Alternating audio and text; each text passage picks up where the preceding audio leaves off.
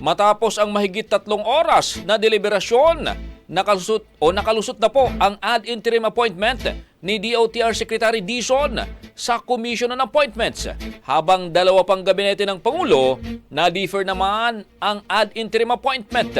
Rason sa likod ng postponement, alamin sa report ni Brigada Ann Cortez. Ibrigada mo! Brigada Live Report. Lusot sa naging ad interim appointment deliberation ng Commission on Appointments sa Department of Transportation Secretary Vince Dizon matapos nga mahigit 3 oras. There is a motion to recommend to the plenary for the Commission to confirm the ad interim appointment of Secretary Bringas Dizon II as Secretary of the Department of Transportation. There is no objection and the motion has been seconded. The chair hears none. The motion is hereby approved.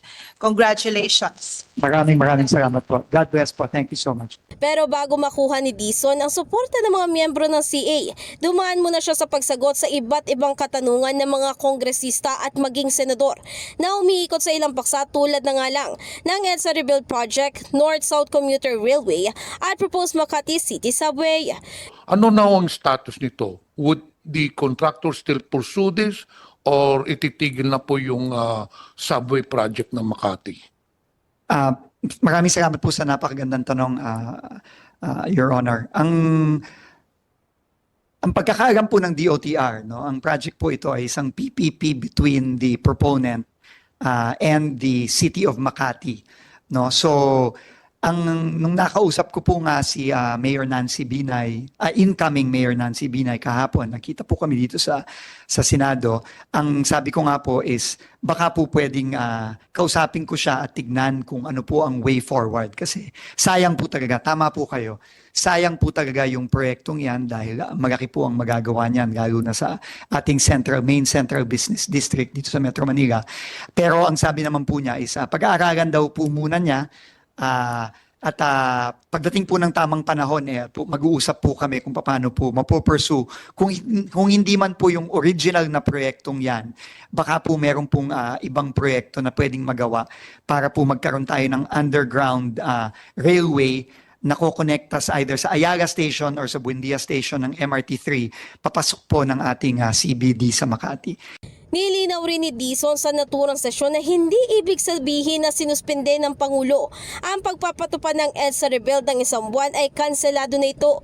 Gate niya, naghahanap lang daw kasi sila ng mas magandang paraan para mapabilis ang pagtatapos nito.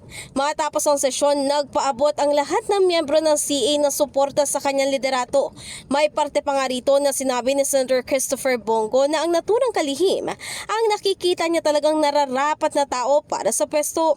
Samantala kung si Dizon ay lusot na sa CA deliberation, ang ad interim appointment naman ni na PCO Secretary J. Ruiz at DICT Secretary Henry Aguda ay dinefer muna o isinintabi dahil sa kakulangan ng oras.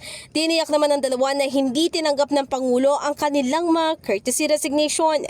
Ang sabi sa amin ni ES, Executive Secretary personally, sabi ko, sir, paano to? We have a courtesy resignation, all of us.